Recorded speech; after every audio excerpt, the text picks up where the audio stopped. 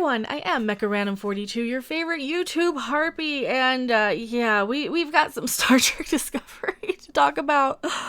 Oh, I put off I really procrastinate doing these reviews because it kind of feels like you can only say the same thing. You can only say, yes, it doesn't match up with canon, it doesn't look right, it doesn't feel right, it's got whisper acting, it's got inconsistent plot holes, it's got a lot of really bad special effects and CGI, it's got a bunch of stupid shit going on. You can only say that so many times before you really start to repeat yourself, but you know, this is one of those shows where it's kind of cut into 13 little episodes of one giant movie, right? So you have to look at the entirety of the season when you review one episode. This episode is episode 13 called, what's it called? Such Sweet Sorrow. Fucking who cares? We'll just call it the one where they drag out their goodbyes for a bunch of people we don't know for 40 minutes. Like, literally. You know, there's gonna be full spoilers. Spoiler on this episode because it's interconnected. Nothing happens in this episode that will spoil, that will be a spoiler if you have not seen every other episode. Nothing really new happens, except for one thing, which I'll probably get into at the very end. Oh god, this was just insufferable to sit through, and I've been watching these live with you guys on live streams just for moral support at this point. Like, I want to get through it because I should love this. I should love Star Trek. I should love everything about Star Trek, and it's just not gelling. It's just not the same writers. It's not the same spirit of the show. It's not the same anything from the golden age of Star Trek, which I consider to be when we had all three big Trek series on around the same time. You know, we had Next Gen, TNG, Voyager, and yeah, Voyager had its moments where it was kind of meh sometimes or weird. But you gotta still admit that Voyager still felt like Star Trek, right? At the end of the day. Same thing with Deep Space Nine, which was freaking amazing. Same thing with Next Generation, which was freaking amazing. And this doesn't fit.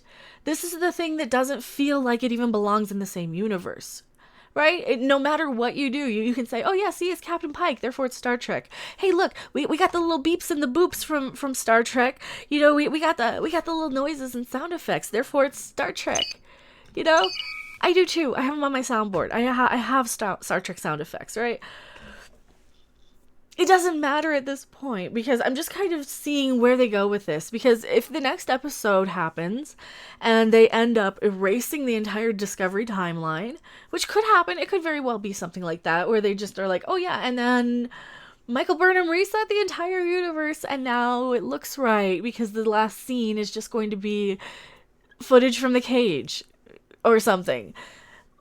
And that's what it'll be. It'll be just something like footage from the cage or something from footage from TOS or something.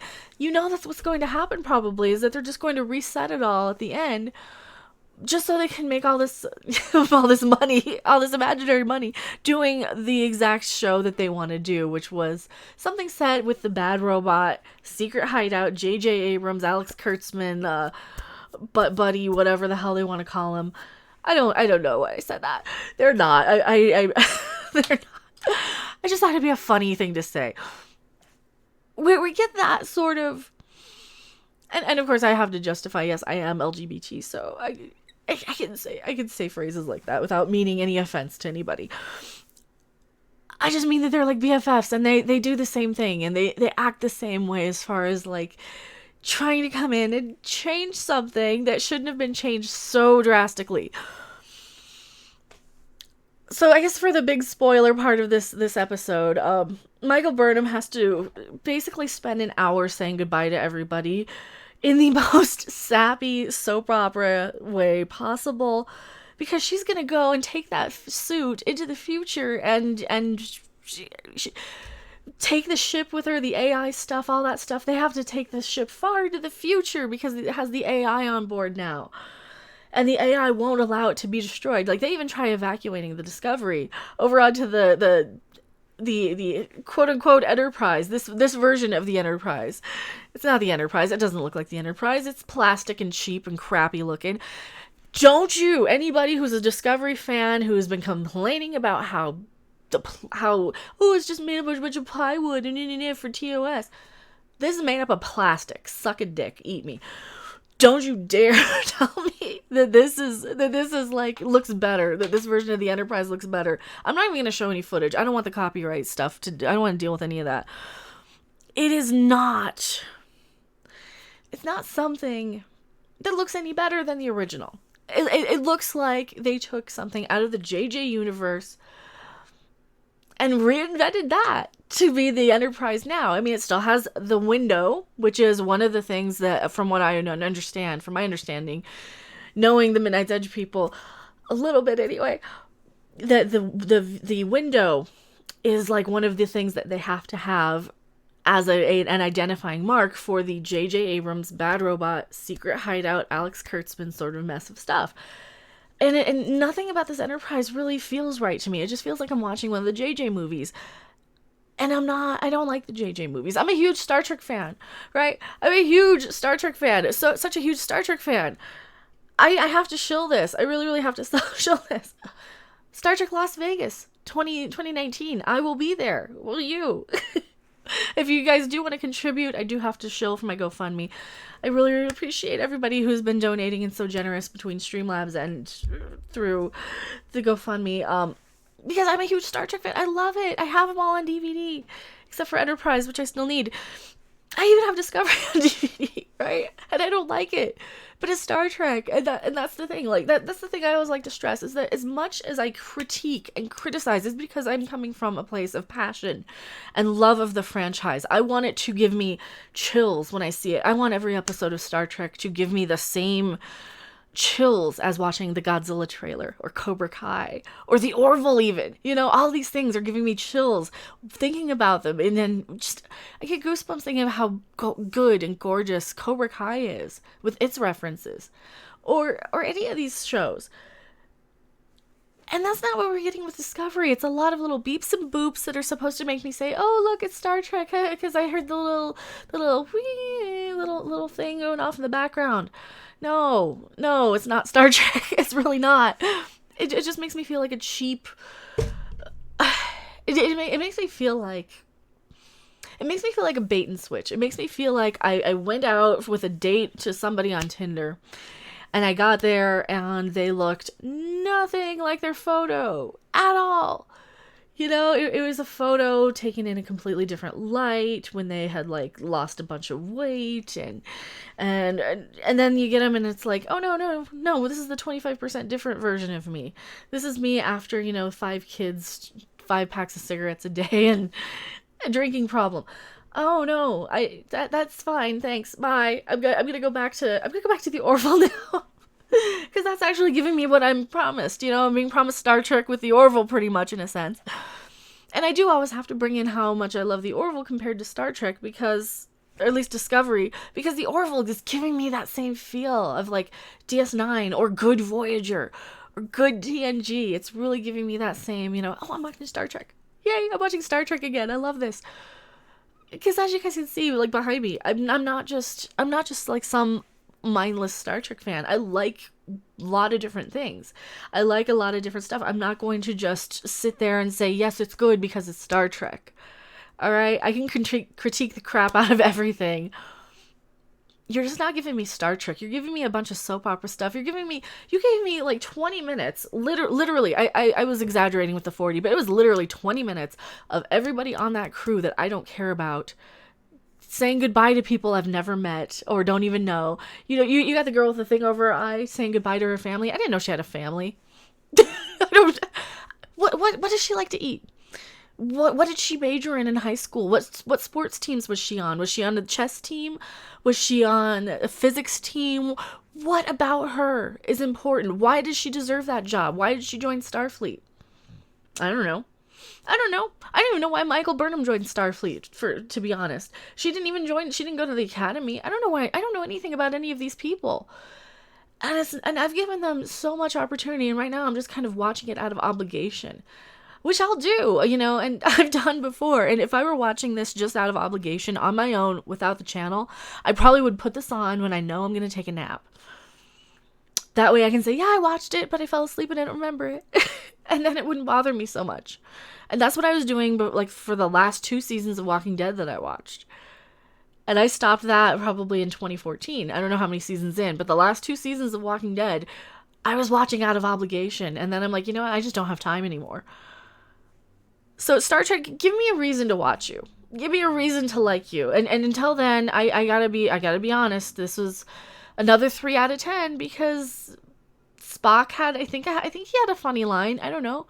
They brought back that Porcupine Suleiman chick who's a princess, and she can make crystals, and her planet is her twin, and yeah, the one from the Runaway Trek. I don't even want to rip into her because I already talked about Runaway. I'll find that short trek and link my review of it in the description below if you do want to watch that, because it's going to be the exact same thing I said there. I don't want to just repeat myself.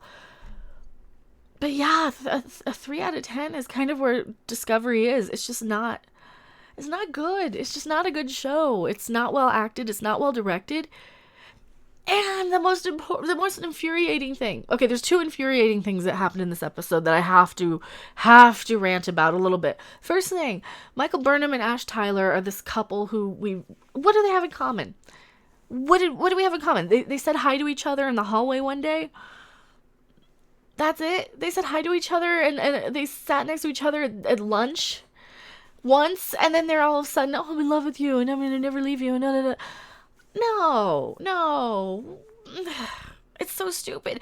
And they even have this stupid long goodbye scene where they're like, oh, goodbye, I love you, I've always loved you, and they're crying, and she walks away, Michael Burnham walks away, and they leave the camera on her, and she comes back. Oh god, that is so bad. That is like the worst writing I've seen in a long time. So I had to nitpick that for just being just barfy. Just gag me.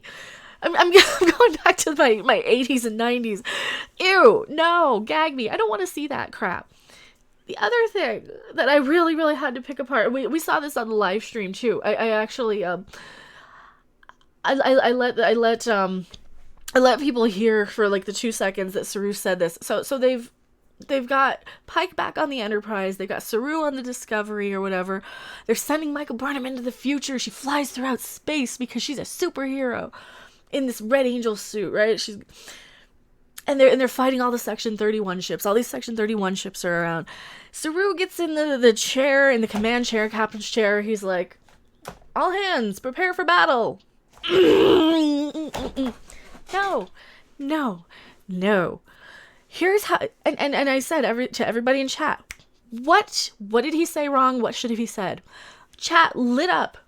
He should have said all hands battle stations, because when a commanding officer gives the order of battle stations, you're supposed to get chills. You're supposed to be, oh shit's going down.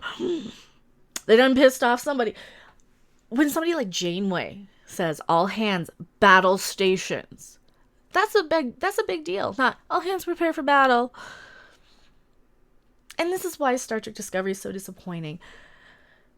I found out something about myself, that I love the military sort of shows. I love Stargate because it's very much military, chain of command. I loved Star Trek because it used to be that way. I love Babylon 5 because it's that way. Star Trek Discovery isn't doing that for me anymore. Like, they have no... there's so many little things that get under my skin watching, years of, like, Hogan's Heroes and even Gomer Pyle. When your commanding officer gives an order, you say, yes, sir, you don't argue. You don't argue, or you say, sir, can I have a word?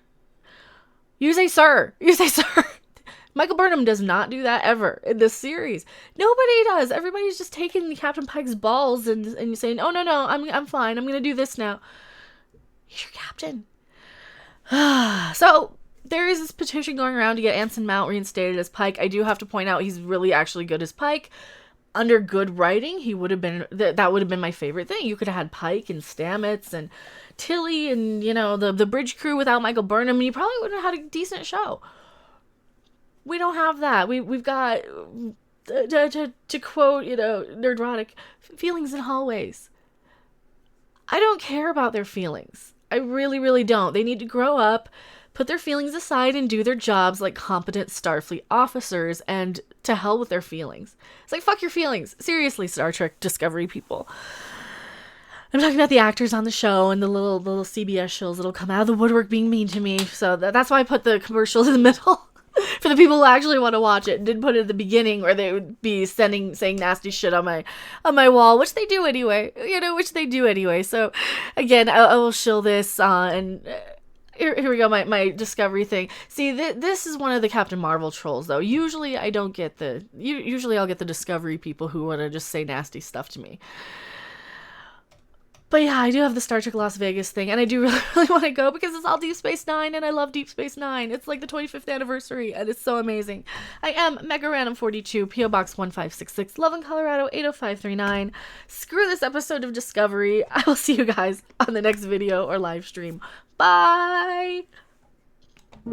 Thanks for watching! If you liked it, make sure to hit that like button, and if you want to see more, don't forget to subscribe. See you in the next video. Bye!